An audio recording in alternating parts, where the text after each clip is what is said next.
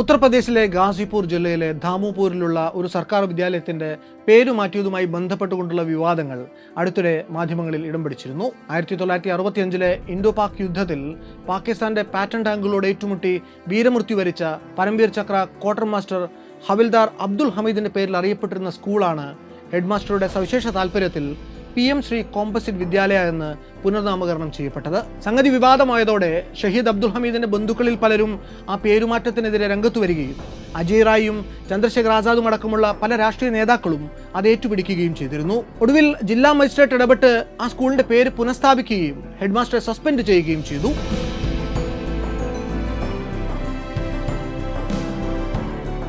രാജ്യത്തിനു വേണ്ടി പോരാടി വീരമൃത്യു വരിച്ച ധീരസൈനികരോട് അനാദരവ് കാണിക്കുക എന്നത് നമ്മുടെ രാജ്യത്ത് ഇതാദ്യമായിട്ടല്ല നടക്കുന്നത്. അതിനുള്ള പ്രധാന കാരണങ്ങളിലൊന്ന് പിറന്ന നാടിനു വേണ്ടി പ്രാണൻ കൊടുത്തും പോരാടിയ നമ്മുടെ സൈനികരെക്കുറിച്ച് വേണ്ടത്ര വിവരങ്ങൾ പൊതുമണ്ഡലത്തിൽ ലഭ്യമല്ല എന്നതുകൂടിയാണ്. വീർ ഷഹീദ് അബ്ദുൽ ഹമീദ് അടക്കമുള്ള നിരവധി പേരുടെ പ്രാണത്യാഗം കൊണ്ട് നമ്മുടെ ചരിത്രത്തിൽ തന്നെ തങ്കലിപികളാൽ രേഖപ്പെടുത്തപ്പെട്ട ഒന്നാണ് 1965 ഇൻഡോ പാക് യുദ്ധം. ഇന്ത്യയുടെ സൈനിക ശക്തിക്കും നമ്മുടെ വീരസൈനികരുടെ ആത്മവീര്യത്തിനും മുന്നിൽ പാകിസ്ഥാന്റെ കുതന്ത്രങ്ങൾ മുട്ടുമടക്കിയ ആ യുദ്ധത്തിന്റെ ചരിത്രം നമ്മളേവരെയും രോമാഞ്ചം കൊള്ളിക്കാൻ പോകുന്നതാണ്. തിരിച്ചടിക്കാൻ ത്രാണിയില്ലാത്തത്ര ദുർബലമാണ് ഇന്ത്യ എന്ന തെറ്റിദ്ധാരണയിൽ 1965 പാകിസ്ഥാൻ എന്ന അയൽരാജ്യം ഇന്ത്യക്കുമേൽ നടത്തിയ കടന്നുകയറ്റങ്ങളുടെ കഥ. വീർ ഷഹീദ് അബ്ദുൽ ഹമീദിനെ പോലെയുള്ള രക്തസാക്ഷികളുടെ പ്രാണത്യാഗത്തിന്റെ ബലത്തിൽ ഇന്ത്യൻ സൈന്യം പാകിസ്ഥാന് നൽകിയ ഒരിക്കലും മറക്കാനാവാത്ത തിരിച്ചടികളുടെ കഥ. അത് വല്ലാത്തൊരു കഥയാണ്.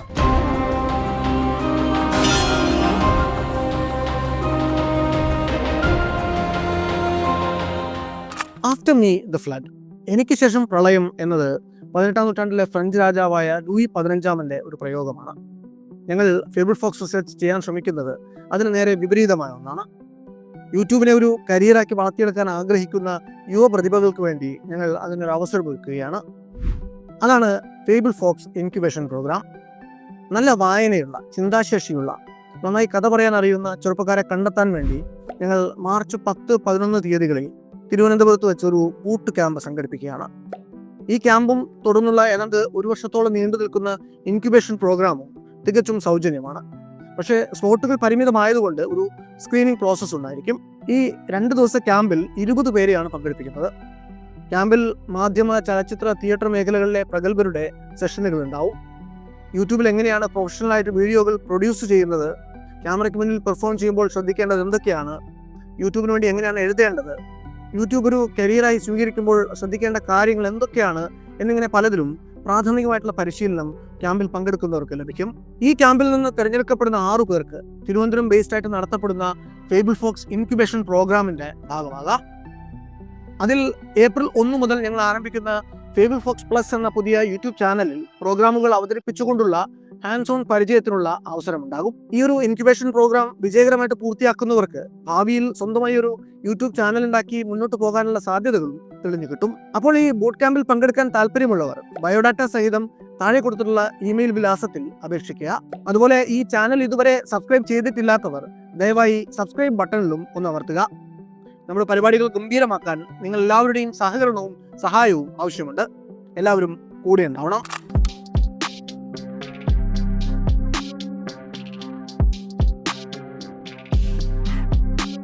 ആയിരത്തി 1965 ഇൻഡോ പാക് യുദ്ധത്തിന്റെ അടിവേരുകൾ ചികഞ്ഞു തന്നാൽ നമ്മൾ എത്തിച്ചേരുക 1947 ഇന്ത്യയും പാകിസ്ഥാനും തമ്മിൽ 47 തൊട്ട് നടന്നിട്ടുള്ള ഒട്ടുമിക്ക പ്രശ്നങ്ങളുടെയും ആധാരം കശ്മീരിനെ ചൊല്ലിയുള്ള തർക്കമാണ്. എന്തു വില കൊടുത്തും കശ്മീരിനെ പാകിസ്ഥാന്റെ ഭാഗമാക്കും എന്ന് വാക്കും കൊടുത്ത് ജനങ്ങളുടെ വോട്ട് വാങ്ങി ഓരോ തവണയും അധികാരത്തിലേറുന്ന പാകിസ്ഥാനിലെ രാഷ്ട്രീയ നേതാക്കളും വരുംവരായികൾ ആലോചിക്കാതെ ഇടയ്ക്കിടയ്ക്ക് ഇന്ത്യൻ സൈന്യത്തോട് കൊമ്പുകോർത്ത് കുഴപ്പത്തിച്ചാടുന്ന സൈനിക ജനറൽമാരുമാണ് ആ തർക്കത്തെ പലകുറി യുദ്ധങ്ങളിലേക്ക് നയിച്ചിട്ടുള്ളത്. ജമ്മു കശ്മീർ അതിർത്തിയിലെ സീസ് ഫയർ ലൈനും പാകിസ്ഥാനുമായിട്ടുള്ള നമ്മുടെ മറ്റ് അതിർത്തികളും കാലങ്ങളായി പല വിധത്തിലുള്ള പ്രകോപനങ്ങൾക്കുമുള്ള വേദികളാണ്. പാകിസ്ഥാൻ സൈന്യത്തിൻ്റെ ഭാഗത്തു നിന്ന് ഇടയ്ക്കിടയ്ക്ക് നുഴഞ്ഞുകയറ്റങ്ങളും ക്രോസ് ബോർഡർ ഫയറിങ്ങും നടക്കുമ്പോഴൊക്കെ അതിനെ പ്രതിരോധിക്കാൻ ഇന്ത്യൻ സൈന്യം നിർബന്ധിതമായിട്ടുണ്ട്. ഓരോ തവണ പ്രകോപനങ്ങൾ ഉണ്ടാകുമ്പോഴും ഇന്ത്യൻ സൈന്യം അതിന് ചുട്ട മറുപടി കൊടുക്കാറുണ്ട് എങ്കിലും ആ കയ്യാങ്കളികൾ ഒരിക്കലും ഒരു ഫുൾ ബ്ലോൺ വാറിലേക്ക് നീങ്ങാതിരിക്കാനുള്ള സംയമനവും ഇന്ത്യൻ സൈന്യത്തിൻ്റെ ഭാഗത്തു നിന്ന് ഉണ്ടാകാറുണ്ട്. എന്നാൽ അത്തരത്തിലുള്ള സംയമനം പാലിക്കൽ എല്ലായ്പ്പോഴും സാധ്യമായ ഒന്നല്ല. അതിർത്തിക്ക് കുറുകെ പാകിസ്ഥാൻ സൈന്യം നേരിട്ടോ അല്ലാതെയോ ആയിട്ട് നടത്തുന്ന പ്രകോപനങ്ങൾ അതിരുവിടുമ്പോൾ പ്രത്യേകിച്ചും അത് എളുപ്പമല്ല. 1965 ഇൻഡോ പാക് യുദ്ധം ഇരു രാജ്യങ്ങൾക്കുമിടയിൽ നടന്നിട്ടുള്ള രണ്ടാമത്തെ യുദ്ധമാണ്. അങ്ങനെ ഒരു യുദ്ധത്തിലേക്ക് രാജ്യം പോകുന്നത് ഒരു പ്രത്യേക സാഹചര്യത്തിലാണ്. 1963 ഡിസംബർ 26 ശ്രീനഗറിലെ ഹസ്രത് ബൽ പള്ളിയിൽ സൂക്ഷിച്ചിരുന്ന വിശുദ്ധ തിരുകേശം അപ്രത്യക്ഷമായി. തൊട്ടടുത്ത ദിവസം ഈ മോഷണത്തിന്റെ വാർത്ത പുറത്തു വന്നതോടെ ശ്രീനഗർ ആകെ ഇളകി മറിഞ്ഞു. നഗരം കലാപ കലുഷിതമായി. ജനം കടകൾക്ക് തീയിട്ടു, തിയേറ്ററുകൾ തല്ലി തകർത്തു, വാഹനങ്ങൾ തടഞ്ഞു നിർത്തി. ആകെ കൂടി നഗരത്തിന്റെ ക്രമസമാധാന നില തകർന്നു എന്ന് തന്നെ പറയാം. ഈ ഒരു പ്രശ്നത്തിന്റെ പേരിൽ ശ്രീനഗറിൽ അന്ന് കർഫ്യൂ പോലും പ്രഖ്യാപിക്കപ്പെട്ടു. കൃത്യം ഒരാഴ്ചയ്ക്ക് ശേഷം ഹസ്രത് ബൽ പള്ളിക്കുള്ളിൽ നിന്ന് തന്നെ ആ തിരുകേശം തിരികെ കിട്ടി എന്നൊരു വാർത്തയും പുറത്തു വന്നു. ഈ തിരുകേശത്തിന്റെ തിരോധാനത്തോളം തന്നെ നിഗൂഢത അതിന്റെ മടങ്ങി വരവിനും ഉണ്ടായിരുന്നു. എന്നാൽ നഷ്ടപ്പെട്ടു പോയ കേശം തിരിച്ചു കിട്ടി എന്നതുകൊണ്ട് മാത്രം ശ്രീനഗറിലെ കലാപങ്ങൾക്ക് അറുതി ഉണ്ടാവുന്നില്ല. കാരണം അത് തിരികെ വന്നു എന്നുള്ള ഹസ്രത് ബൽ അധികാരികളുടെ അവകാശവാദം വിശ്വസിക്കാൻ നാട്ടുകാരിൽ പലരും അന്ന് തയ്യാറായില്ല. 63 ജനുവരി മാസം മുഴുവനും ശ്രീനഗറിലെ അന്തരീക്ഷം കലുഷിതമായി തന്നെ തുടർന്നുപോയി. ഒടുവിൽ ജനങ്ങളുടെ മനസമാധാനത്തിനു വേണ്ടി ചില നടപടികൾ കൈക്കൊള്ളാൻ ഹസ്രത് ബൽ പള്ളിയുടെ മേധാവികൾ നിർബന്ധിതരായി. അവർ ആ പ്രദേശത്തെ പ്രധാന രാഷ്ട്രീയ നേതാക്കളെയും മതപണ്ഡിതരെയും ഒക്കെ ഉൾപ്പെടുത്തിക്കൊണ്ട് ഒരു തിരുകേശ സമിതി രൂപീകരിച്ചു. ഈ കമ്മിറ്റിയുടെ നേരിട്ടുള്ള കാർമ്മികത്വത്തിൽ 1964 ഫെബ്രുവരിയിൽ ഒരു പ്രത്യേക പരിശോധന നടത്തി തിരിച്ചു കിട്ടിയത് നഷ്ടപ്പെട്ട തിരുകേശം തന്നെയെന്ന് ഉറപ്പിച്ച ശേഷം മാത്രമാണ് താഴ്വരയിൽ സമാധാനം പുനഃസ്ഥാപിക്കപ്പെടുന്നത്. ഈ തിരുകേശ സമിതി അതിന്റെ സ്ഥാപനോദ്ദേശം നിറവേറ്റി കഴിഞ്ഞിട്ടും പക്ഷേ പിരിച്ചുവിടുകയുണ്ടായില്ല. കശ്മീരിന്റെ കാര്യത്തിൽ പ്രത്യേക താല്പര്യം കാത്തുസൂക്ഷിച്ചിരുന്ന ചില പാകിസ്ഥാനി രാഷ്ട്രീയ നേതാക്കളുടെ അനുഗ്രഹാശിസ്സുകളോടുകൂടി അത് ശ്രീനഗറിന്റെ രാഷ്ട്രീയ ഭൂമികയിൽ ഒരു റിബൽ ഫോഴ്സായിട്ട് തുടർന്നും നിലകൊണ്ടു. പിന്നീട് അങ്ങോട്ടുള്ള കാലം കശ്മീരിനെ ആശങ്കയുടെ മുൾമുനയിൽ നിർത്തി മുന്നോട്ട് പോവുകയായിരുന്ന ഈ തിരുകേശ സമിതിയെ പാകിസ്ഥാൻ ആളും അർത്ഥവും നൽകി പിന്തുണച്ചു. അതിന്റെ ബലത്തിൽ കശ്മീരിൽ വിഘടനവാദം ശക്തിപ്പെട്ടു വന്നു. ഇതിന്റെയൊക്കെ തുടർച്ചയായിട്ടാണ് 1965 ഇൻഡോ പാക് യുദ്ധം നടക്കുന്നത്. ഇന്ത്യയുമായിട്ട് ഇങ്ങനെ ഒരു യുദ്ധത്തിലേക്ക് പാകിസ്ഥാൻ കടക്കാൻ തുനിഞ്ഞതിന് പിന്നിൽ പ്രവർത്തിച്ചത് അവരുടെ ഒരു ധാരണ, ഒരു അബദ്ധ ധാരണയാണ്. അതായത് 62 ചൈനയുമായിട്ടുണ്ടായിട്ടുള്ള യുദ്ധത്തിൽ നേരിട്ട പരാജയം ഇന്ത്യൻ സൈന്യത്തെ പാടെ തകർത്ത് തരിപ്പണമാക്കിയിരുന്നു. ആ ഒരു യുദ്ധത്തിൽ നേരിടേണ്ടി വന്ന തോൽവി ഇന്ത്യൻ സൈനികരുടെ ആത്മവീര്യവും ചോർത്തിക്കളഞ്ഞിരുന്നു. അതിന് തൊട്ടു പിന്നാലെ 64 മെയ് 27 ഇന്ത്യക്ക് കഴിഞ്ഞ 17 വർഷമായി അതിനെ കൈപിടിച്ച് നടത്തിയിരുന്ന ജവഹർലാൽ നെഹ്റു എന്ന പ്രഗത്ഭനായ പ്രധാനമന്ത്രിയെയും നഷ്ടപ്പെട്ടു. 65 ഇന്ത്യ ഒരു കടുത്ത ക്ഷാമത്തിലൂടെയും കടന്നു പോകുന്നുണ്ട്. ചുരുക്കി പറഞ്ഞാൽ 65 എന്ന വർഷം India financially, politically, military wise വളരെ പരിക്ഷീണമായിരുന്ന ഒരു സമയമാണ്. At that point of time India appear to be really vulnerable. അന്നത്തെ പാകിസ്ഥാൻ പ്രസിഡന്റ് ആയിരുന്ന ജനറൽ അയൂബ് ഖാൻ, വിദേശകാര്യമന്ത്രി സുൽഫിക്കർ അലി ഭൂട്ടോ, പാക് ആർമി ചീഫായിട്ടുള്ള ജനറൽ മുഹമ്മദ് മൂസ ഖാൻ എന്നിവർ ചേർന്ന് ഈ വൾണറബിലിറ്റി മുതലെടുക്കാൻ വേണ്ടി ഒരു ഗൂഢാലോചന നടത്തുന്നു. ഇന്ത്യ തളർന്നു നിൽക്കുന്ന ഈ സാഹചര്യം മുതലെടുത്ത് ഒരു സൈനിക ഓപ്പറേഷൻ നടത്തി രാജ്യത്തെ കീഴടക്കാമെന്ന് അവർ സ്വപ്നം കാണുന്നു. യുദ്ധം നടത്തി ഇന്ത്യയെ മുട്ടുകുത്തിച്ച് ദീർഘകാലമായിട്ട് പാകിസ്ഥാനിലെ ജനങ്ങൾക്ക് വലിയൊരു വൈകാരിക പ്രശ്നമായിട്ട് നിലനിൽക്കുന്ന കശ്മീർ വിഷയത്തിൽ ഇന്ത്യയെ കൊണ്ടൊരു കോംപ്രമൈസ് ചെയ്യിക്കുക എന്നതായിരുന്നു അവരുടെ ലക്ഷ്യം. ഇന്ത്യയാണെങ്കിൽ അന്ന് പ്രതിരോധ മന്ത്രിയായിരുന്ന യശ്വന്ത് റാവു ബൽവന്ത് ചവാൻ എന്ന വൈബി ചവാന്റെ ദീർഘവീക്ഷണത്തിൽ ചൈനയ്ക്ക് മുന്നിൽ കാലിടറിപ്പോയ നമ്മുടെ സൈന്യത്തെ പൂർവാധികം ശക്തിയോടെ പുനഃസംഘടിപ്പിച്ചുകൊണ്ടിരുന്ന കാലമാണ്. ചൈനയോടേറ്റ തോൽവിയുടെ ചാരത്തിൽ നിന്ന് ഒരു ഫീനിക്സ് പക്ഷിയെ പോലെ രാജ്യം ഉയർത്തെഴുന്നേറ്റ് വരികയാണ്. ഇങ്ങനെ പോയാൽ അധികം വൈകാതെ തന്നെ തങ്ങൾക്ക് ഒരു കാലത്തും മുട്ടി നിൽക്കാൻ പറ്റാത്തത്ര വലിയൊരു വിഭവശേഷിയിലേക്ക് ഇന്ത്യൻ സൈന്യം വളരുമെന്ന് പാകിസ്ഥാന് ബോധ്യപ്പെടുന്നു. അടിക്കുന്നെങ്കിൽ ഈ നിമിഷം ഇന്ത്യ ഒരല്പം തളർന്നു നിൽക്കുന്ന ഈ സമയത്ത് തന്നെ ഇന്ത്യ അടിക്കണം എന്ന് ഈ മൂവർ സംഘത്തിന് തോന്നി. അങ്ങനെ ഒരു യുദ്ധത്തിലേക്ക് പോകുന്നതിന് മുമ്പ് പാക് സൈനിക വൃത്തങ്ങൾക്ക് നമ്മൾ നേരത്തെ സൂചിപ്പിച്ച അവരുടെ ധാരണ ഒന്ന് പരിശോധിച്ചുറപ്പിക്കേണ്ടതുണ്ടായിരുന്നു.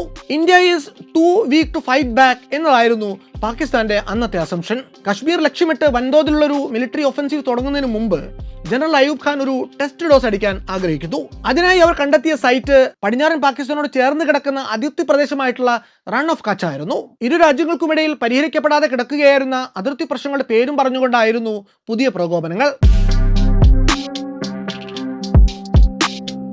നമ്മുടെ പടിഞ്ഞാറൻ അതിർത്തിയിൽ അന്ന് കാര്യമായ കാവലൊന്നും ഉണ്ടായിരുന്നില്ല.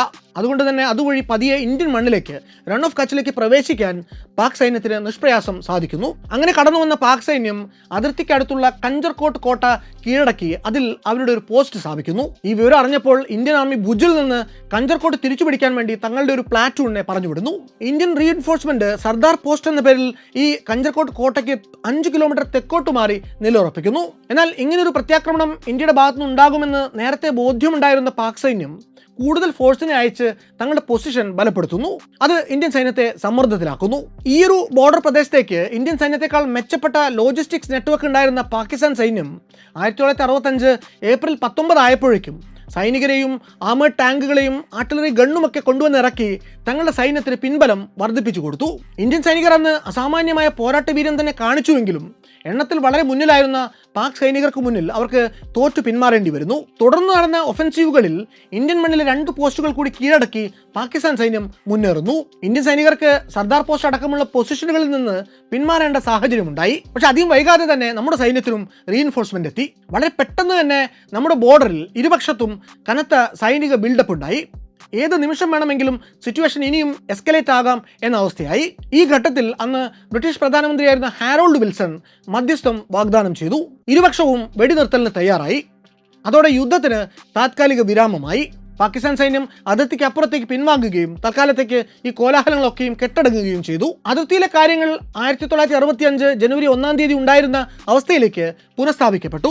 അതിർത്തി ലംഘിച്ച് തങ്ങൾ നടത്തിയ പ്രകോപനവും അതിനോടുള്ള ഇന്ത്യയുടെ പ്രതികരണവും വിലയിരുത്തിയതിൽ നിന്ന് പാകിസ്ഥാനിലെ മൂവർ സംഘത്തിനുണ്ടായിട്ടുള്ള ബോധ്യം India is too weak to fight back എന്നതായിരുന്നു.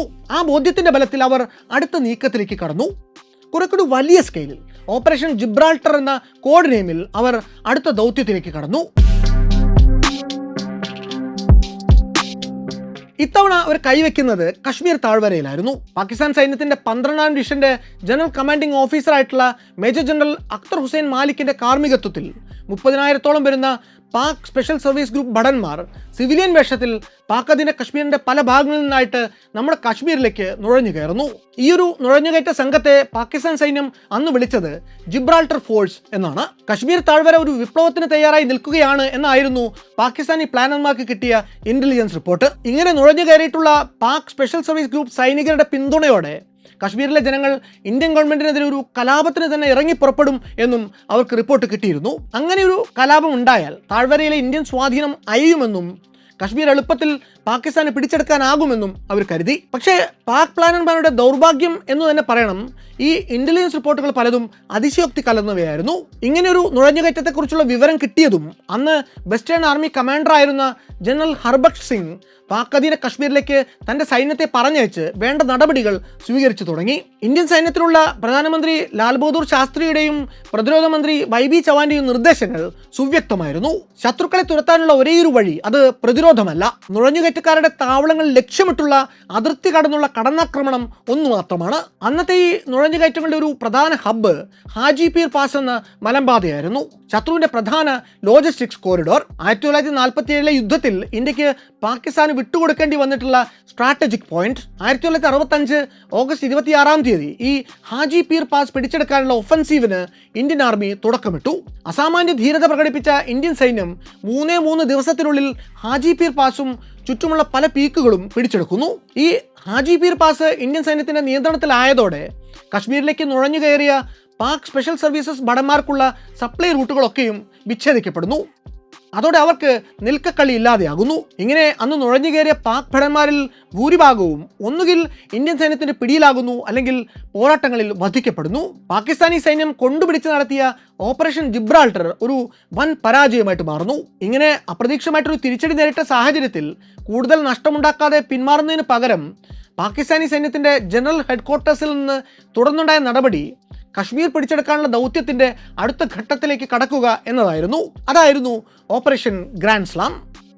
1965 സെപ്റ്റംബർ 1 പാക് അധീന കശ്മീരിന്റെ തെക്കേ മുനമ്പായിട്ടുള്ള ചമ്പ് ജൗറിയാൻ സെക്ടറിലെ ലൈൻ ഓഫ് കൺട്രോൾ ഭേദിച്ച് കടക്കുന്ന പാകിസ്ഥാനി സൈനികർ അഖ്നൂർ പട്ടണം പിടിച്ചെടുക്കുക എന്ന ലക്ഷ്യത്തോടെ മുന്നോട്ട് നീങ്ങുന്നു. ശ്രീനഗറിലേക്ക് പോകുന്ന വഴിക്ക് നമ്മൾ കാണുന്ന നൌഷേര, രജൌരി, പൂഞ്ച് എന്നീ പ്രധാന ഇടങ്ങളിലേക്കുള്ള ഒരു നിർണായക കണ്ണിയാണ് ഈ അഖ്നൂർ എന്ന് പറയുന്നത്. അഖ്നൂർ പിടിച്ചെടുക്കുകയാണെങ്കിൽ ഇവിടങ്ങളിലേക്കെല്ലാമുള്ള ആക്സസ് മുറിഞ്ഞു പോകും. ഇപ്പോൾ ഹാജിപീർ പാസിൽ നിലയുറപ്പിച്ചിട്ടുള്ള ഇന്ത്യൻ സൈന്യത്തിന്റെ ലോജിസ്റ്റിക്സ് റൂട്ടും അതോടെ വിച്ഛേദിക്കപ്പെടും. അതേസമയം പാക് അധീന കശ്മീരിൽ നിന്ന് ഹാജിപീർ പാസിലേക്ക് ഒരു ആക്രമണം നടത്തുകയാണെങ്കിൽ ഇപ്പോൾ അവിടെയുള്ള ഇന്ത്യൻ സൈന്യം റീഇൻഫോഴ്സ്മെന്റ് കിട്ടാതെ ദുർബലമാവുകയും ചെയ്യും. കറാച്ചി ഉടമ്പടി പ്രകാരം കശ്മീർ വാലിയിൽ ഇരുപക്ഷത്തിനും നിയോഗിക്കാവുന്ന സൈനിക ബലത്തിന് ഒരു പരിമിതി ഉണ്ടായിരുന്നു.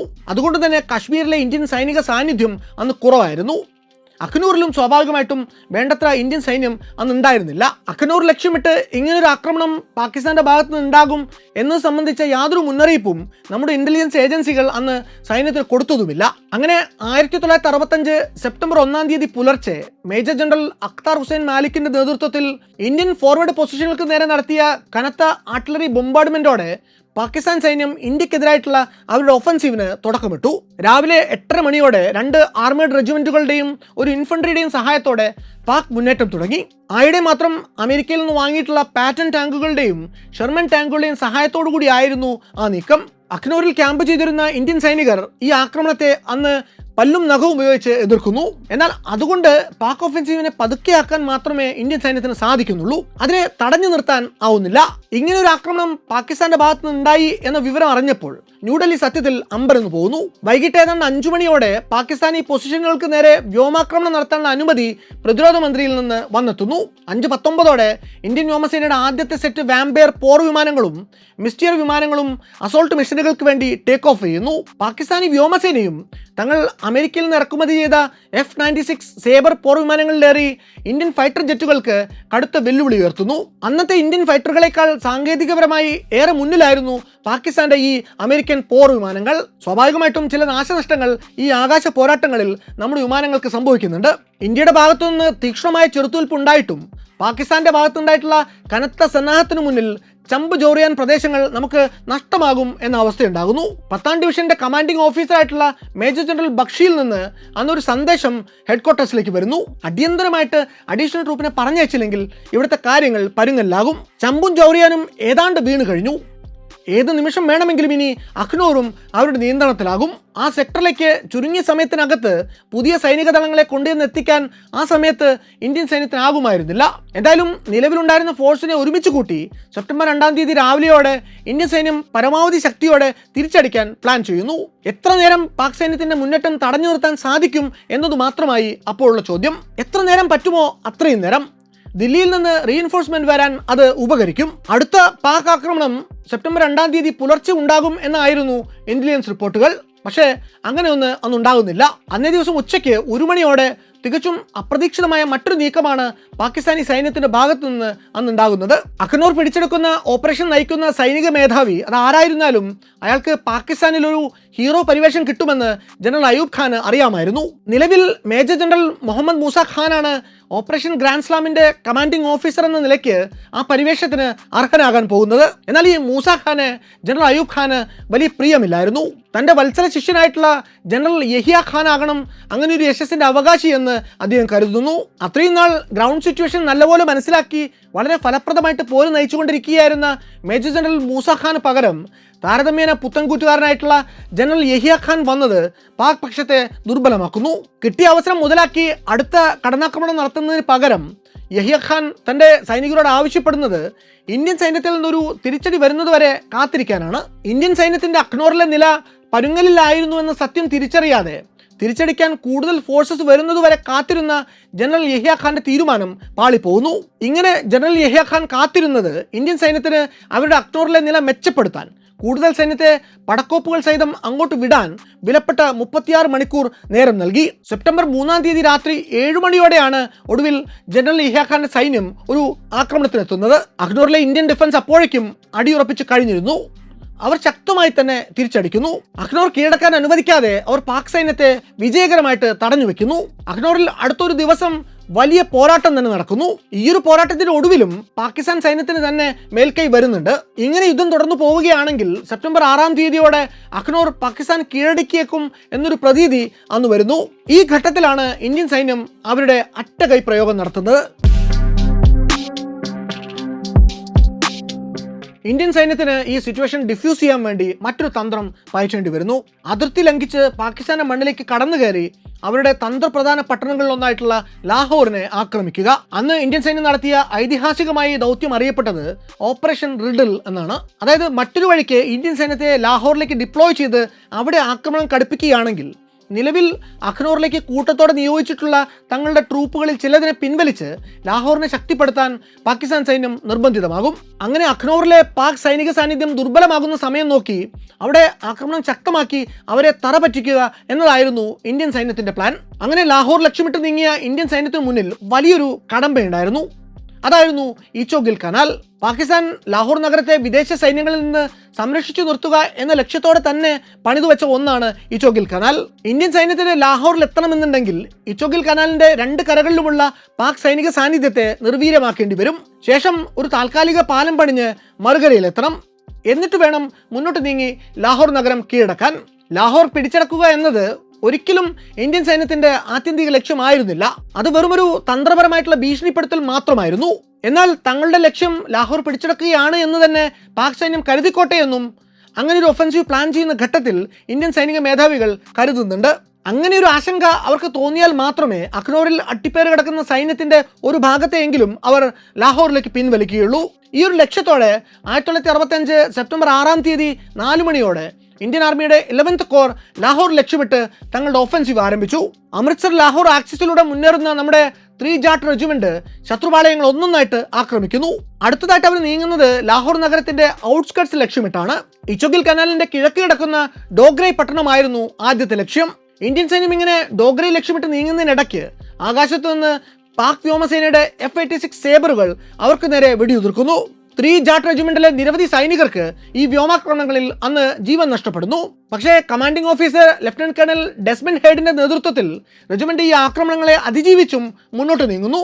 ആദ്യം അവർ കനാലിന്റെ കിഴക്കുവശത്തുണ്ടായിരുന്ന ശത്രുപാളയങ്ങളെ ആക്രമിച്ച് കീഴടക്കുന്നു.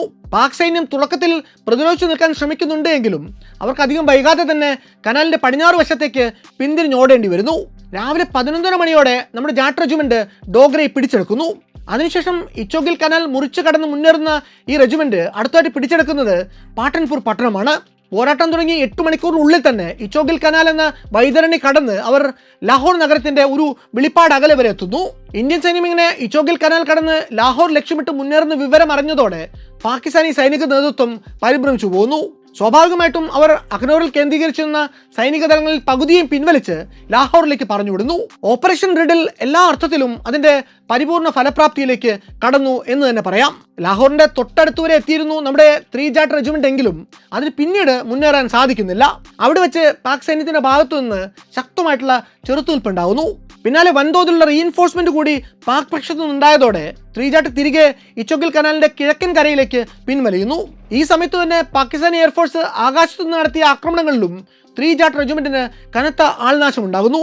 3 ജാട്ടിന്റെ പൊസിഷൻ വീക്കായതോടെ പിന്നിൽ അമൃത്സർ നഗരവും ശത്രു സൈന്യത്തിന്റെ ആക്രമണത്തിന്റെ ഭീഷണിയിലാകുന്നു. അതോടെ സൈന്യം അമൃത്സറിന്റെ സുരക്ഷയ്ക്ക് വേണ്ടി കൂടുതൽ ഫോഴ്സിനെ വിന്യസിക്കുന്നു.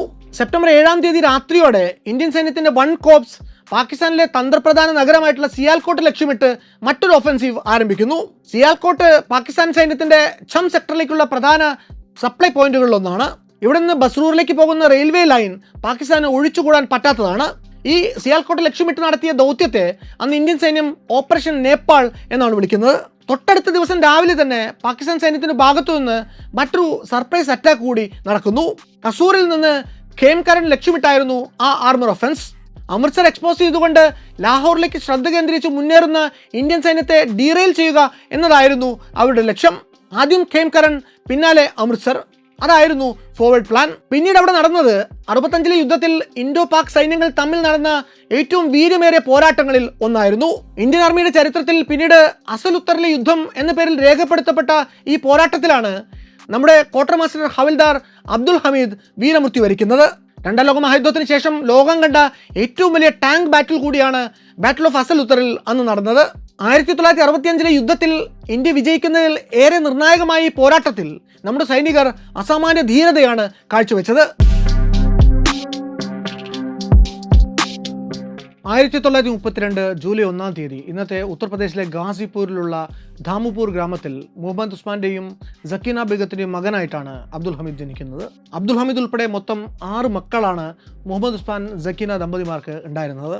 സാമ്പത്തികമായി പിന്നാക്കം നിന്നിരുന്ന കുടുംബത്തിന്റെ സംരക്ഷണത്തിനു വേണ്ടി 8ാം തരത്തിൽ പഠനം നിർത്തിയ അബ്ദുൽ ഹമീദ് തൻ്റെ പിതാവിൻ്റെ തയ്യൽ കടയിൽ സഹായിയായിട്ട് കൂടുന്നു. അതേസമയം ചെറിയ പ്രായത്തിൽ തന്നെ കായികാഭ്യാസങ്ങളിൽ തൽപരനായിരുന്നു അബ്ദുൽ ഹമീദ്. ഇതിനിടെ റസ്ലൻ ബീവിയെ വിവാഹം കഴിക്കുകയും ഈ ബന്ധത്തിൽ ഹമീദിന് ഒരു മകളും 4 ആൺമക്കളും ജനിക്കുകയും ചെയ്യുന്നുണ്ട്. ഒരു തയ്യൽക്കാരനായി തൻ്റെ ഗ്രാമത്തിൽ കുടുംബത്തോടൊപ്പം കഴിയേണ്ട ഹമീദ് പക്ഷേ 1953 തൻ്റെ 20-ാം വയസ്സിൽ ഇന്ത്യൻ സൈന്യത്തിലേക്ക് തിരഞ്ഞെടുക്കപ്പെടുന്നു. ഈ ഒരു തീരുമാനം പിന്നീട് ഹമീദിൻ്റെ ജീവിതത്തിൽ മാത്രമല്ല പാകിസ്ഥാനുമായിട്ടുള്ള യുദ്ധത്തിൽ ഇന്ത്യയുടെ വിജയത്തിൽ തന്നെ പ്രധാനപ്പെട്ട ഒന്നായിട്ട് മാറുന്നു.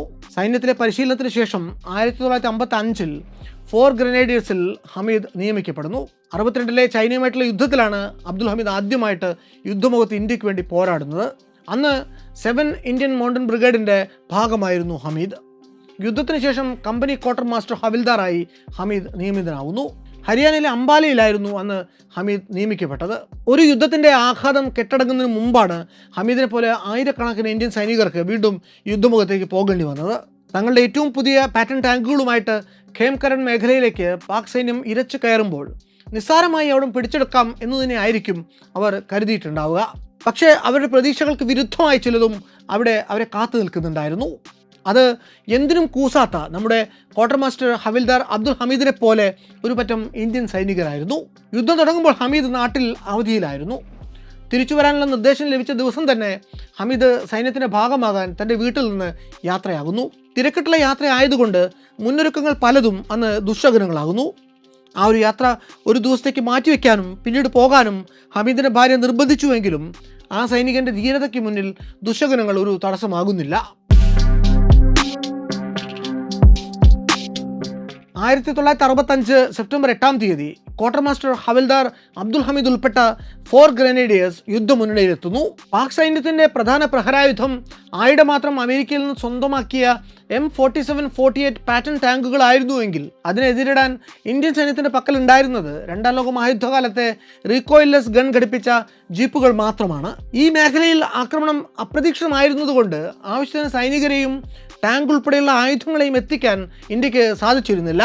ഈ പാക് ടാങ്ക് വ്യൂഹം ഇങ്ങനെ ആർത്തലച്ചുകൊണ്ട് ഇന്ത്യൻ അതിർത്തിക്കുള്ളിലേക്ക് കടന്നു വന്നപ്പോൾ ഇന്ത്യൻ ടാങ്കുകൾ അവരെ ആക്രമിക്കുന്നതിന് പകരം ഒരു ഡിഫൻസീവ് പൊസിഷനാണ് അന്ന് സ്വീകരിക്കുന്നത്. പാകിസ്ഥാൻ സൈന്യം കടന്നു വരാനിരുന്ന വഴികളിൽ അവർ പല വിധത്തിലുള്ള പ്രതിബന്ധങ്ങളും സൃഷ്ടിക്കുന്നു. അവർ കിടങ്ങുകൾ തീർക്കുന്നു. തങ്ങളെ റീഇൻഫോഴ്സ് ചെയ്യാൻ അധികം വൈകാതെ എത്താനിരുന്ന ആർമേഡ് സംഘങ്ങൾ വരുന്നതുവരെ പാക് സൈനിക ടാങ്കുകളെ തടഞ്ഞു വെക്കുക എന്നത് മാത്രമായിരുന്നു ഇന്ത്യൻ സൈന്യത്തിൻ്റെ ലക്ഷ്യം. ആവശ്യമായ സൈനിക സഹായം എത്തുമ്പോഴേക്കും കാര്യങ്ങൾ കൈവിട്ടു പോകാതിരിക്കാൻ കൃത്യമായൊരു സ്ട്രാറ്റജി ഉപയോഗിച്ചാണ് ഹമീദ് ഉൾപ്പെടെയുള്ള സൈനികർ അന്ന് പോരാട്ടത്തിന് ഇറങ്ങുന്നത്. അതിനുവേണ്ടി ഇടതൂർന്നു നിൽക്കുന്ന കരിമ്പിൻ തോട്ടങ്ങളുടെ മറവാണ് സൈന്യം അന്ന് പ്രയോജനപ്പെടുത്തിയത്. അന്ന് ആ നീക്കത്തിന് ചുക്കാൻ പിടിച്ചത് ഈ ബ്രിഗേഡിൻ്റെ കമാൻഡറായിരുന്ന ലഫ്റ്റനന്റ് കേണൽ ഫറദ് ബാട്ടിയായിരുന്നു. 1965 സെപ്റ്റംബർ 8-ാം തീയതി അസൽ ഉത്തറിനും ചീമയ്ക്കും ഇടയിലുള്ള കരിമ്പിൻ തോട്ടങ്ങളിൽ ഒളിച്ചിരുന്ന 4 ഗ്രനേഡിയേഴ്സിൻ്റെ ഭടന്മാർക്ക് അടുത്തടുത്ത് വരുന്ന പാകിസ്ഥാനി ടാങ്കുകളുടെ ഒച്ചകൾ കേട്ടു തുടങ്ങി. സമീപത്ത് തന്നെയുള്ള ഒരു പരുത്തി തോട്ടത്തിൽ തൻ്റെ റീകോയിൽലെസ് ആൻറ്റി ടാങ്ക് ഗൺ മൗണ്ട് ചെയ്ത ജീപ്പ് ഒളിപ്പിച്ച് പതുങ്ങിയിരിക്കുകയാണ് ക്വാർട്ടർ മാസ്റ്റർ ഹവിൽദാർ അബ്ദുൽ ഹമീദ്. ദൂരെ നിന്ന് അതാ റോഡിലൂടെ പാകിസ്ഥാനി പാറ്റൺ ടാങ്കുകൾ ഇങ്ങനെ ഉരുണ്ടുരുണ്ടു വരികയാണ്. അതിൽ ഒരു ടാങ്ക് തൻ്റെ തോക്കിൻ്റെ റേഞ്ചിനുള്ളിലേക്ക് വന്നതും ഹമീദ് അതിനു നേരെ വെടിയുതിർത്തു. കൃത്യം ടാങ്കിൽ തന്നെ ആ ഉണ്ട ചെന്ന് കൊള്ളുകയും ചെയ്തു. ഉണ്ട വന്ന് കൊണ്ടതും ഈ ടാങ്ക് ഛിന്ന ഭിന്നമായി. ടാങ്കിനുള്ളിൽ ഉണ്ടായിരുന്ന ക്രൂ അതിനുള്ളിൽ വെച്ച് തന്നെ കൊല്ലപ്പെട്ടു. അങ്ങനെ പ്രതീക്ഷിക്കാതെ ഒരു ആക്രമണം ഉണ്ടായപ്പോൾ ആ ടാങ്കിന് പിന്നാലെ വന്ന 2 ടാങ്കുകൾ പൊടുന്നനെ നിശ്ചലമായി. അതിലെ ഡ്രൈവർമാർ ഇറങ്ങി ഓടിക്കളഞ്ഞു. തുടക്കത്തിൽ തന്നെ കിട്ടിയ ഈ മുൻതൂക്കം ഹമീദിൻ്റെയും കൂട്ടരുടെയും ആത്മവിശ്വാസം വർദ്ധിപ്പിക്കുന്നു. അതുവരെ ഉണ്ടായിരുന്ന ആശങ്കകൾ മാറിക്കിട്ടി. കിട്ടിയ അവസരം പരമാവധി ഉപയോഗിക്കുന്ന കാഴ്ചയാണ് പിന്നീട് നമ്മൾ കാണുന്നത്. അന്നേ ദിവസം തന്നെ 3 പാറ്റൺ ടാങ്കുകൾ കൂടി ഹമീദിൻ്റെ മേൽനോട്ടത്തിൽ ഇന്ത്യൻ സൈന്യം തകർത്ത് കളയുന്നു. ഈ 106 mm calibre recoilless anti tank gun എന്ന് പറയുന്നത് പാറ്റൺ ടാങ്കുകൾക്കെതിരെ വളരെ ഫലപ്രദമായിട്ട് ഉപയോഗിക്കാൻ പറ്റുന്ന ഒരു ആയുധമാണ്. അതിന് ഉണ്ട ചെന്ന് കൊണ്ടാൽ ടാങ്കിന് തീ പിടിക്കും. പക്ഷേ അതിനൊരു കുഴപ്പമുണ്ട്. ഒരു വെടി പൊട്ടിച്ചാൽ അതിൽ നിന്ന് പിന്നിലേക്ക് ഒരു 45 മീറ്റർ വരെ ജ്വാലകൾ പുറപ്പെടും. ദൂരെ നിന്ന് തന്നെ മനസ്സിലാകും അവിടെ ഒരു RCL ഗൺ ഉണ്ട് എന്ന്. ബാറ്റിൽ ഫീൽഡിൽ ഇതിനെ ഒളിപ്പിച്ച് വയ്ക്കുക അത്ര എളുപ്പമല്ല. ഏതെങ്കിലും സാഹചര്യത്തിൽ ഇത് ശത്രുക്കളുടെ കണ്ണിൽപ്പെട്ടാൽ അതോടെ എല്ലാം തകിടം മറിയുന്ന അവസ്ഥയിലാണ് അന്ന് അവർ പോരാടിയത്. ഇതിലെ ഏറ്റവും വലിയ പ്രശ്നം ടാങ്കുകളെ തകർക്കണം എന്നുണ്ടെങ്കിൽ അവയെ കുറഞ്ഞത് 90 അടിയെങ്കിലും അടുത്ത് കിട്ടണമായിരുന്നു. എങ്കിൽ മാത്രമേ റീകോയിൽലെസ് ഗൺ ഫലപ്രദമായിട്ട് ഉപയോഗിക്കാൻ പറ്റൂ. അപ്പോഴേക്കും പക്ഷേ എതിരാളികളുടെ കണ്ണിൽപ്പെടാനുള്ള സാധ്യത വളരെ കൂടുതലായിരുന്നു. അത്രയും അടുത്ത് കിട്ടിയാലും അവയെ തകർക്കുക അത്ര എളുപ്പമായിരുന്നില്ല. ശത്രുക്കളുടെ കണ്ണിൽപ്പെടാതെ മറഞ്ഞിരിക്കുന്നത് കൊണ്ട് ഉന്നം പിടിക്കുന്നതും അത്ര എളുപ്പമുള്ള കാര്യമല്ലായിരുന്നു. ഉന്നം എങ്ങനെ തെറ്റിയാൽ അതോടെ മൊത്തം സ്ട്രാറ്റജി തകർന്നു പോകും. ഉന്നം പിടിക്കുന്നതിലും വെടിവെക്കുന്നതിനുമെല്ലാം വളരെ കുറച്ച് സമയം മാത്രമേ നമുക്ക് കിട്ടുകയുള്ളൂ. അതിനുള്ളിൽ എല്ലാം കഴിഞ്ഞിരിക്കണം. ഇല്ലെങ്കിൽ ശത്രുക്കളുടെ തിരിച്ചടി ഉറപ്പാണ്. ഇങ്ങനെ ഒരു കുപ്രസിദ്ധി ഉണ്ടായിരുന്നതുകൊണ്ട് ആർമി വൃത്തങ്ങളിൽ ഈ ഗണ്ണിൻ്റെ ആയുസ് തന്നെ പറയാറുള്ളത് ഒരൊറ്റ റൗണ്ട് എന്നാണ്. 2 വട്ടമൊക്കെ വെടിയുതിർത്ത് ഒരു ടാങ്ക് കൂടി നശിപ്പിക്കുക എന്ന് പറയുന്നതൊക്കെ അത്യപൂർവമായിട്ടുള്ള സംഭവമാണ്. ആ സാഹചര്യത്തിലാണ് അബ്ദുൽ ഹമീദ് പാകിസ്ഥാൻ്റെ 3 അത്യാധുനിക പാറ്റൺ ടാങ്കുകൾ തകർത്തുവിട്ടത്. ആ യുദ്ധത്തിൽ അബ്ദുൽ ഹമീദ് മാത്രം 7-ലധികം പാറ്റൺ ടാങ്കുകൾ തകർത്തിട്ടുണ്ട്. അന്ന് ആ പോരാട്ടത്തിന് സാക്ഷിയായ നാട്ടുകാർ പാകിസ്ഥാൻ ടാങ്കുകളിൽ നിന്ന് കത്തുന്നതും പാകിസ്ഥാൻ സൈനികർ കീഴടങ്ങുന്നതുമൊക്കെ ഇന്നും ഓർത്തിരിക്കുന്നുണ്ട്. അടുത്ത ദിവസം എഞ്ചിനീയറിംഗ് കമ്പനി ടാങ്കുകളെ തകർക്കാൻ വേണ്ടി ലാൻഡ് മൈനുകൾ സ്ഥാപിക്കുന്നതിനിടയ്ക്ക് പാകിസ്ഥാൻ്റെ സേബർ ജെറ്റുകൾ ഇന്ത്യൻ സൈനിക വ്യൂഹത്തിന് നേരെ ബോംബിംഗ് ആരംഭിക്കുന്നു. അതിൻ്റെ തൊട്ടടുത്ത ദിവസം, അതായത് സെപ്റ്റംബർ 10-ാം തീയതി ഇന്ത്യൻ സൈനികർക്ക് നേരെ പാകിസ്ഥാൻ സൈന്യത്തിൻ്റെ ഹെവി ആർട്ടിലറി ഫയർ ആരംഭിക്കുന്നു. അതോടെ ഇത്രയും നേരം പോരിന് വന്നത് പാകിസ്ഥാനി ടാങ്കുകളാണെങ്കിൽ ഇനി വരാൻ പോകുന്നത് പാകിസ്ഥാനി ഇൻഫൻട്രിയുടെ ആക്രമണമാണെന്ന് ഇന്ത്യൻ സൈനികർ ഉറപ്പിക്കുന്നു. ഏതാണ്ട് 1 മണിക്കൂർ നേരം ഈ ആർട്ടിലറി കവർ ഫയർ നീണ്ടു നിൽക്കുന്നു. അടുത്ത 2 മണിക്കൂർ നേരത്തേക്ക് ഒരനക്കവും കേൾക്കുന്നില്ല. 8-9 മണിയോടെ കഴിഞ്ഞ ദിവസം ഉണ്ടായതുപോലെ വീണ്ടും പാകിസ്ഥാനി ടാങ്കുകളുടെ ഒരു നിര അങ്ങ് ദൂരെയായി പ്രത്യക്ഷപ്പെടുന്നു. ഈ ടാങ്കുകൾ സൈനികർ ഒളിച്ചിരുന്ന ഇടം കഴിഞ്ഞ് ഒരൽപ്പം മുന്നോട്ട് പോയ ശേഷമാണ് ക്വാർട്ടർ മാസ്റ്റർ ഹവിൽദാർ അബ്ദുൽ ഹമീദ് അതിന് നേരെ തൻ്റെ RCL ഗൺ കൊണ്ട് ഉന്നം പിടിക്കുന്നത്. ആ ടാങ്കിൽ ഉണ്ടായിരുന്നത് ഈ പാകിസ്ഥാനി സൈനിക ദളത്തിൻ്റെ റെജിമെൻ്റൽ കമാൻഡറായിരുന്നു.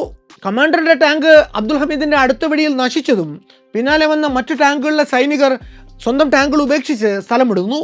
അന്നേ ദിവസം 2 ടാങ്കുകൾ നശിപ്പിച്ച ശേഷം 3ാമത്തെ ടാങ്കിന് നേരെ ഹമീദ് തൻ്റെ തോക്ക് തിരിക്കുമ്പോഴാണ് അത് പ്രവർത്തിപ്പിച്ചിരുന്ന സൈനികൻ്റെ കണ്ണിൽ ഹമീദിൻ്റെ RCL ഗൺ മൗണ്ടഡ് ജീപ്പ് പെട്ടുപോകുന്നത്. താൻ ജീപ്പുമായി ഇറങ്ങിയത് ഒരു സൂയിസൈഡ് മിഷന് വേണ്ടിയാണെന്നും തൻ്റെ ജീവൻ പോലും അപകടത്തിലാണെന്നും അറിഞ്ഞുകൊണ്ടാണ് അങ്ങനെ ഒരു നീക്കം ഹമീദ് അന്ന് നടത്തിയിട്ടുള്ളത്. 2 ടാങ്കുകളെ തകർക്കാൻ അദ്ദേഹത്തിന് സാധിക്കുകയും ചെയ്തു. പക്ഷേ 3ാമത്തെ തവണ അദ്ദേഹത്തിന് പിഴച്ചു പോന്നു. ആ ടാങ്കിന് അത്രയും അടുത്തായിരുന്ന ഹമീദിന് കുറെ കൂടി സുരക്ഷിതമായ മറ്റൊരു സ്ഥാനത്തേക്ക് മാറാനുള്ള സമയവും അപ്പോൾ ഇല്ലായിരുന്നു. തൻ്റെ വിധി അടുത്തു എന്ന് മനസ്സിലായ നിമിഷത്തിലും പോരാടാൻ ഉറച്ചു തന്നെ ഹമീദ് നിൽക്കുന്നു. 2 കൂട്ടരും ഒരുപോലെ തന്നെ പരസ്പരം ഉന്നമിക്കുന്നു. 2 പേരും ഒരുപോലെ വെടിയുതിർക്കുകയും ചെയ്യുന്നു. ടാങ്കിൻ്റെ പീരങ്കി ഉണ്ടാവുന്നത് കൊള്ളുന്ന ഹമീദിൻ്റെ ജീപ്പ് കഷ്ണങ്ങളായി ചിതറിത്തെറിക്കുന്നു. ഹമീദ് ഉതിർത്ത വെടിയുണ്ട ചെന്ന് കൊള്ളുന്ന പാകിസ്ഥാനി ടാങ്കിനും നാശനഷ്ടമുണ്ടാകുന്നു. ടാങ്കിൻ്റെ ഉണ്ട വന്ന് പതിച്ചുണ്ടായ സ്ഫോടനത്തിൽ ക്വാർട്ടർ മാസ്റ്റർ ഹവിൽദാർ അബ്ദുൽ ഹമീദിൻ്റെ ദേഹം ചിതറിത്തെറിച്ചു പോകുന്നു. അദ്ദേഹത്തിൻ്റെ തലയും കൈകാലുകളും പിന്നീട് സഹപ്രവർത്തകർ ഈ ജീപ്പ് ഒളിപ്പിച്ച് നിർത്തിയിരുന്ന പരുത്തിത്തോട്ടത്തിൽ ചെന്ന് തിരഞ്ഞു പിടിച്ച് കണ്ടെത്തി ഒരുമിച്ച് കൂട്ടിയാണ് ബന്ധുക്കൾക്ക് ഭൗതികദേഹം വിട്ടുകൊടുക്കുന്നത്. തങ്ങളുടെ പ്രിയപ്പെട്ട സഹപ്രവർത്തകരെ നഷ്ടമായിട്ടും 4 ഗ്രനേഡേഴ്സിലെ സൈനികർ ആത്മവീര്യം കെടാതെ അടുത്ത 2 ദിവസത്തോളം ശത്രുപക്ഷത്ത് കനത്ത നാശം വിതച്ചുകൊണ്ടേയിരുന്നു. ഈ സമയം കൊണ്ട് 2 ഇന്ത്യൻ ആർമർ ബ്രിഗേഡുകൾ അവിടെ എത്തി ക്യാമ്പ് ചെയ്ത സേനയ്ക്ക് വേണ്ട ബാക്കപ്പ് കൊടുക്കുന്നു. എന്നാൽ ബലത്തിൽ മുന്നിലായിരുന്ന പാകിസ്ഥാന്റെ 1st ആർമേഡ് ഡിവിഷൻ ഈ ഡിഫൻസും ഭേദിച്ച് മുന്നോട്ട് നീങ്ങുന്നു. ഇന്ത്യൻ സൈന്യത്തിന്റെ 3 കാവലറി, 9 ഡെക്കൻ ഹോഴ്സ് എന്നീ ആർമേഡ് റെജിമെന്റുകൾ തങ്ങളുടെ സെഞ്ചുറിയൻ ബാറ്റിൽ ടാങ്കുകളുമായിട്ട് അവരെ അവിടെ കാത്തിരിക്കുന്നുണ്ടായിരുന്നു. ഹോഴ്സ് ഷൂ ട്രാപ്പ് എന്ന ഒരു സൈനിക തന്ത്രമാണ് ബാറ്റിൽ ഓഫ് അസൽ ഉത്തറിൽ ഇന്ത്യൻ സൈന്യം പ്രയോഗിക്കുന്നത്. ഒരു കുതിരലാടത്തിൻ്റെ ആകൃതിയിൽ സൈനികരെ അണിനിരത്തുക, അതേസമയം എതിർ സൈന്യത്തിന് ഒരു കിൽ സോണിൻ്റെ ഉള്ളിൽ കൊണ്ടുവന്ന് 3 വശത്തു നിന്നും ആക്രമിക്കുക.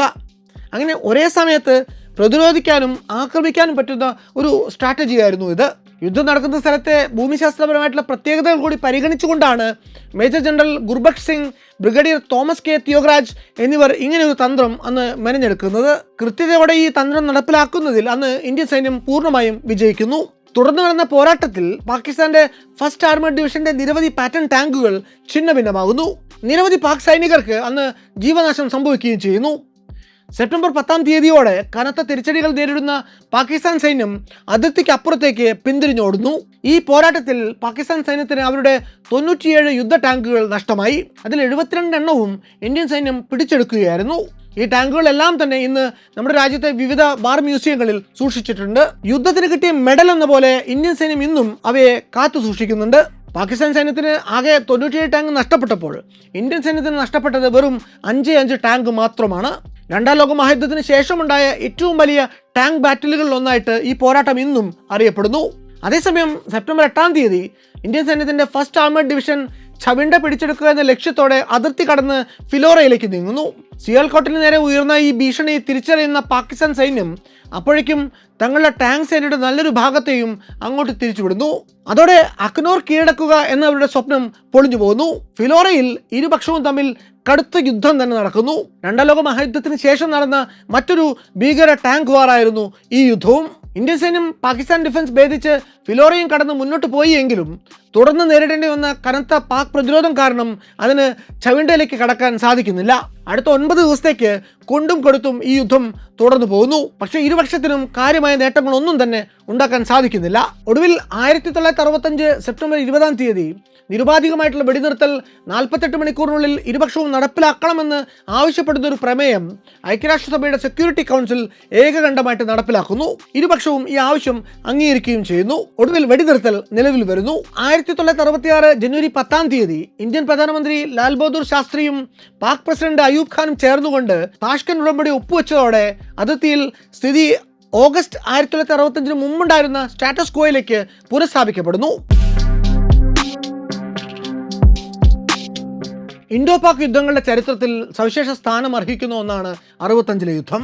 കശ്മീർ പിടിച്ചെടുക്കുക എന്ന ലക്ഷ്യത്തോടെ ആരംഭിച്ച ഈ യുദ്ധം ഒടുവിൽ ഐക്യരാഷ്ട്രസഭയുടെ മധ്യസ്ഥതയിൽ അവസാനിപ്പിച്ചപ്പോൾ ലോകരാജ്യങ്ങൾക്ക് മുന്നിൽ നാണം കെട്ട് തല താഴ്ത്തേണ്ട ഗതികേടുണ്ടായി പാകിസ്ഥാന്.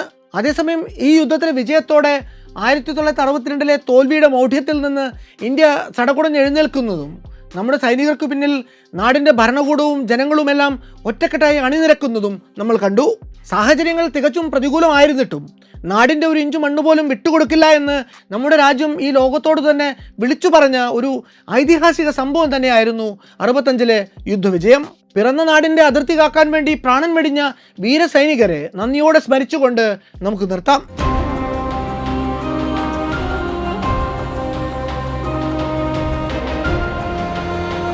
മറ്റൊരു വല്ലാത്ത കഥയുമായി ഇനിയും വരാം.